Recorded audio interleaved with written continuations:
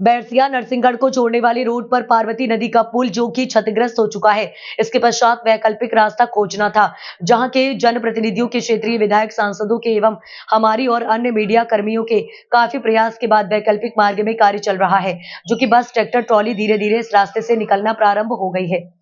इस बीच अभी वैकल्पिक रास्ते में कार्य प्रगति पर है और प्रश्न वहां पर खड़ा हो रहा है कि जहां से वैकल्पिक रास्ता बनाया गया है वहां पर आवागमन के साधन कम पहुंच रहे हैं। उस रास्ते पर एक बोर्ड लगाना चाहिए कि यहाँ से वैकल्पिक मार्ग है। पुल के किनारे से जो एक पुराना मार्ग था, इस मार्ग से निकलने पर हाल ही में एक बस यहाँ पर बीच रास्ते में फंस गई थी, जिसको और जेसीबी मशीन की सहायता से निकाला गया। जहाँ पर स्थानीय जनप्रतिनिधियों का एवं आम जनों का सरकार से अनुरोध है कि इस मार्ग में डामर या आरसीसी करवा के जहाँ पर रास्ते में पानी निकालने से वाहनों को आने जाने में परेशानियों हो रही है। अतः मार्ग तत्काल की स्थिति में देखा जाए तो डबल बाहर निकलने में भी परेशानी आ रही है, क्योंकि अभी मार्ग संकरा है, इसलिए मार्ग को चौड़ा करने की मांग यात्रीगण कर रहे हैं।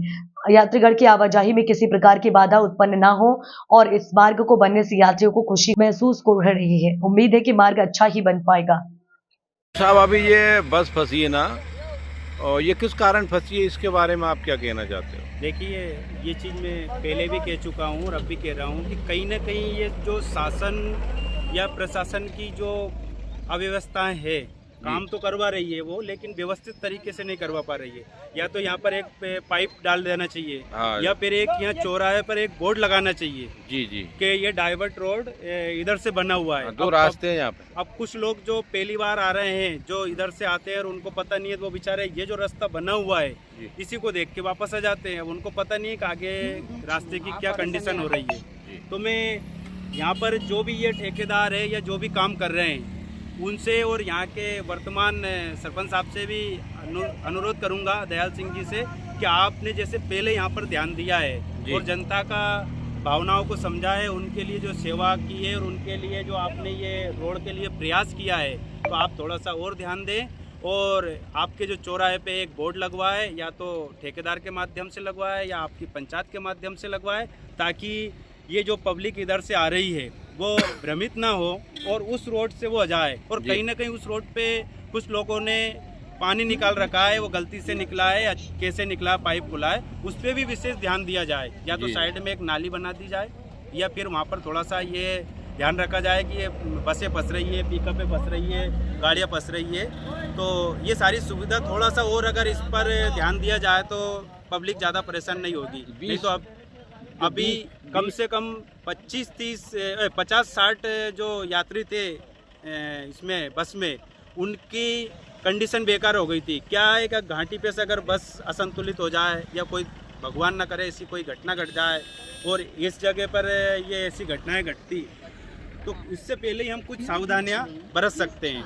जो बीच नदी में जो रास्ता बन रहा है और ये बारिश के मद्देनजर देखते हुए कैसा बनना चाहिए?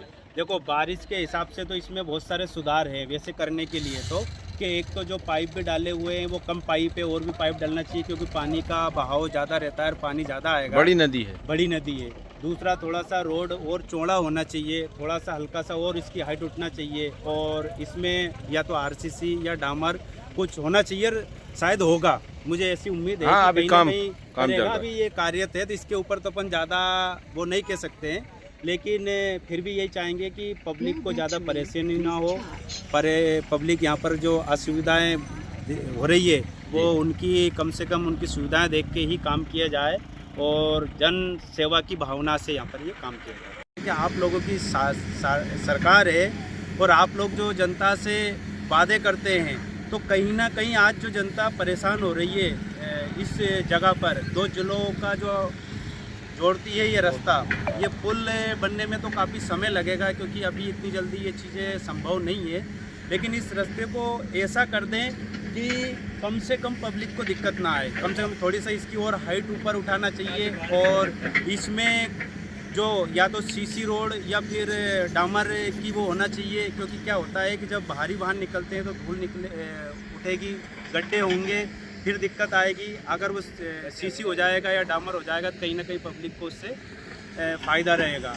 और देखो, हम सभी लोग पब्लिक से जुड़े हुए रहते हैं। आज हमारी सरकार नहीं है, इसलिए हम ज़्यादा वो नहीं कह सकते, लेकिन हम लोग फिर भी सभी लोगों को ये आश्वासन देते हैं कि अगर ये निकम्मी सरकार अगर इस रोड को अच्छा नहीं बना पाती है तो हम लोग सभी, हमारे पार्टी के लोग, सभी लोग मिलकर यहाँ पर धरना प्रदर्शन करेंगे और हम जनता के साथ कंधे से कंधा मिलाकर खड़े रहेंगे।